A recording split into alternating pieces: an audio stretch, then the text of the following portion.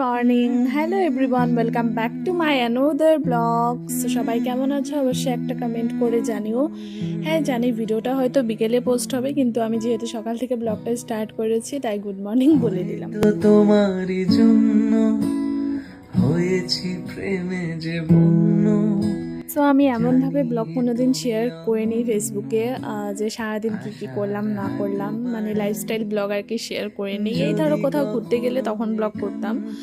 So আজকে ভাবলাম চলো ব্লগ করা যাক আর কি। সো ভালো লাগলে অবশ্যই একটু লাইক কমেন্ট শেয়ার করে দিও।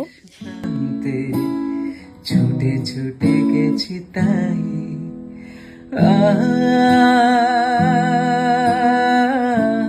সো আজকে যেহেতু অক্ষয় তৃতীয়া, তাই সকাল সকাল স্নান করে এখন চলে এসেছি ঠাকুর পুজো করতে। সো এখানে আসার পরে আমি ভেবেই রেখেছিলাম যে আজকে ঠাকুরকে স্নান করাবো, মানে গোপালকে স্নান করাবো।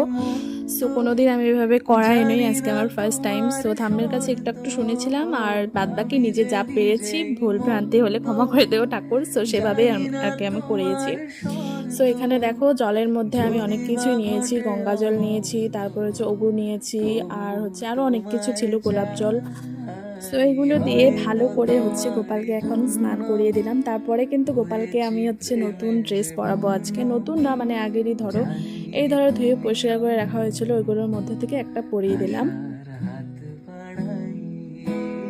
যদি কখনো একান্তে চেয়েছি তোমায় জানতে। গোপালের স্নান হয়ে গেলে তারপরে যে গোপালের সাথে থাকে এদেরকেও একটু স্নান করিয়ে দিলাম, পরিষ্কার করে দিলাম। তারপরে দেখো এই যে গোপালের ফাইনাল লুক।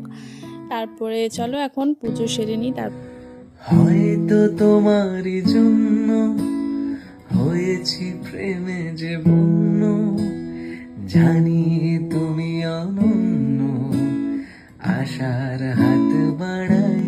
সো আমার এখানে কিন্তু গোপাল পুজো আর লক্ষ্মী পুজো দেওয়া কমপ্লিট। সো এবার আমি যাব বাইরে তুলসী তলায় জল দিতে, তারপরে যাব শিব মন্দিরে জল দিতে। তো চলো দেখতে থাকো। ছুটে গেছি তাই